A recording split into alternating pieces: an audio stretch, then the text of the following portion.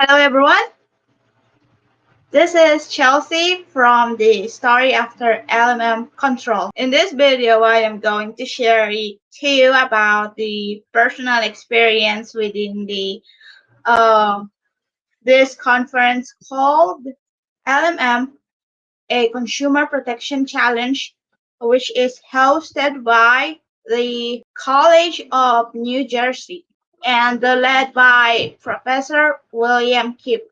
So I am going to share to you about the things that I've uh, heard and learned at the same time. So my first experience was thankfully I wasn't went late in that conference. I came there 3 minutes before the conference started.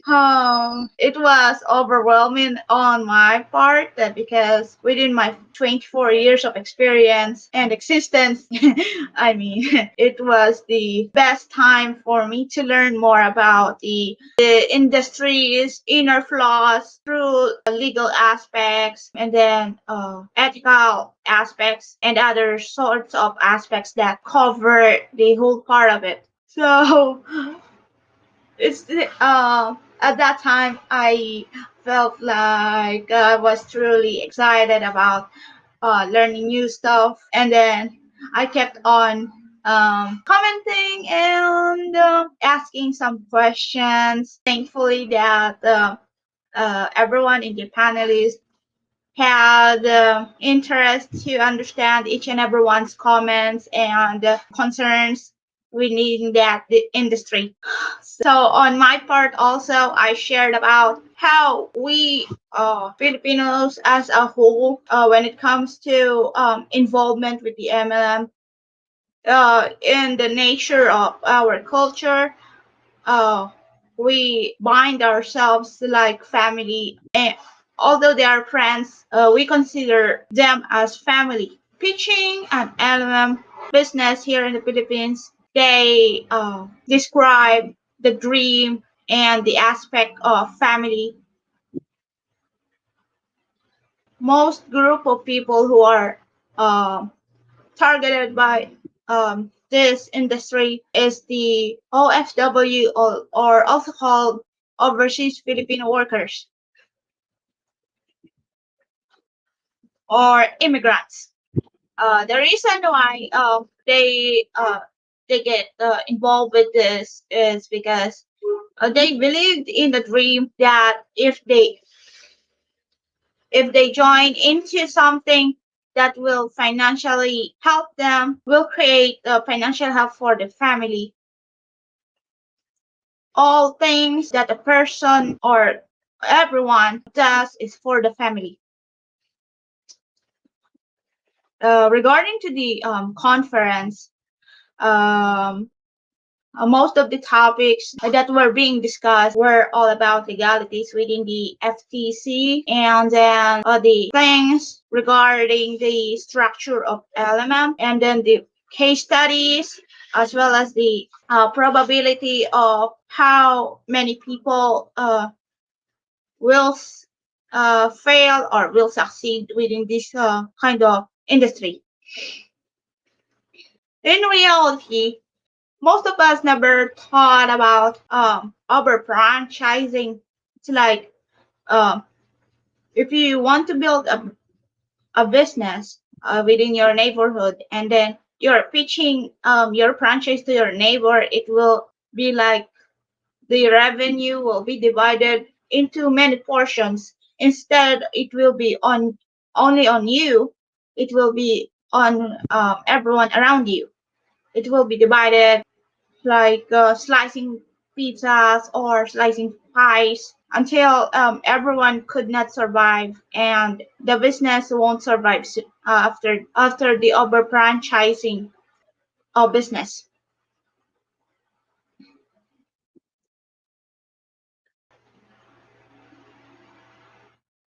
There were questions from my part that were answered. I was grateful for that, particularly with the roles of endorsers, which was answered by someone. from the panelists. Vedang for had on board. Had was I was just thankful for that person regarding to that question. And then to everyone who answered the questions that laid on the Q&A platform, thank you so much for giving all of us concrete answers and opinions. One of the few lines that I remember was from Miss Louis.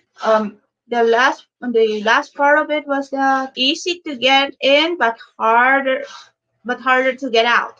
So that is true.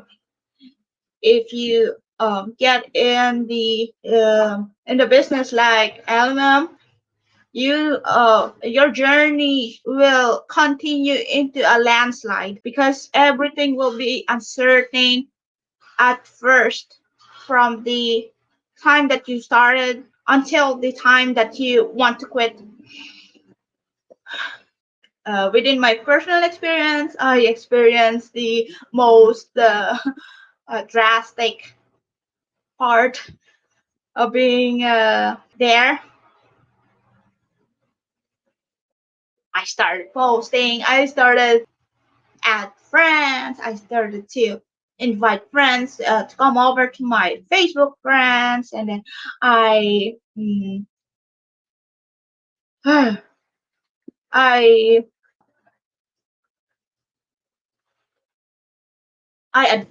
advertised the products to them until I ended such time that I was emotionally drained and the hopeless to get sales. In a way that the community where I live in, the people are very frugal, and then some of them have joined two other companies, and they ended up quitting and not joining anymore. Well, it's just a challenging part on my part that yeah, a life like this could take me 4 years to recover. I don't know.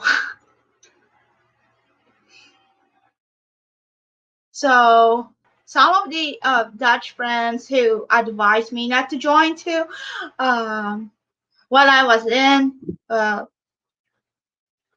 I was still blind at that time. Really, I was still hopeful that I could earn for the sake of the future of my future and for the future family that I will be having one day.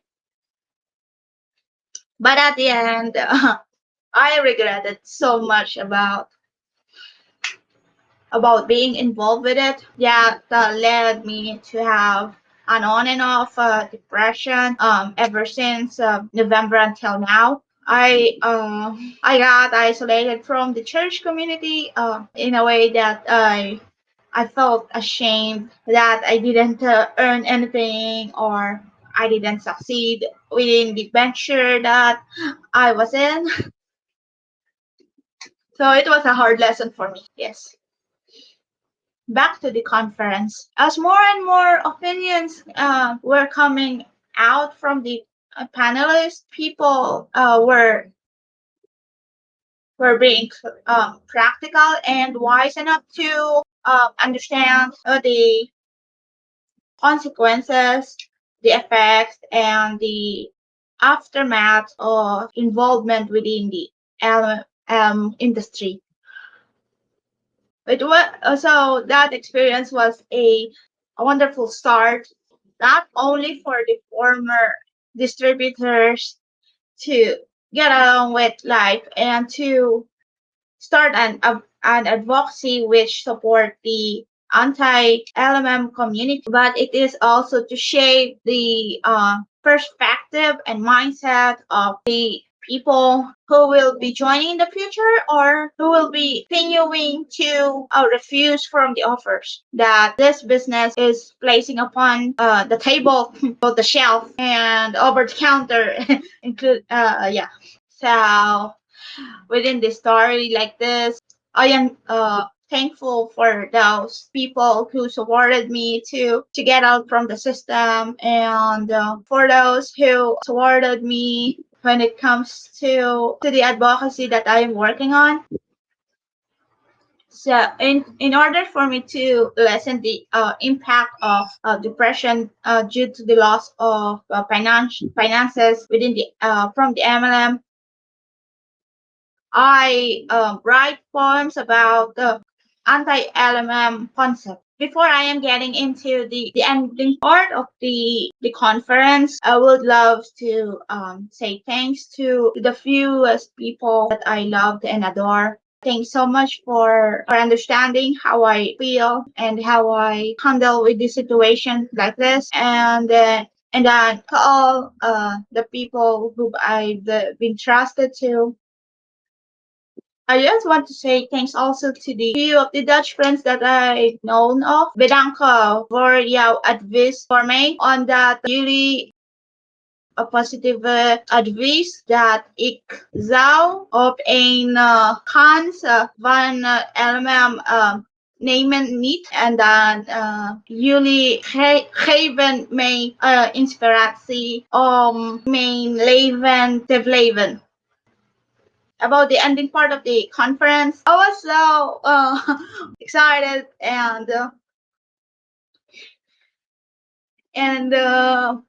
overwhelmed to see some of the people that I'd known of, and the author of Ponzinomics, Mr. Robert Fitzpatrick, and then the rest of the panelists. While the Q&A portion continued, I became extremely emotional in that sense. Yeah, I couldn't handle it anymore. There was something that triggered me and made me felt emotional when the context of the discussion was all about the victims and the failure that people didn't succeed on this thing, etc., etc. However, I ended up the I ended up the conference with heaviness of heart and and being too emotional regarding to that thing.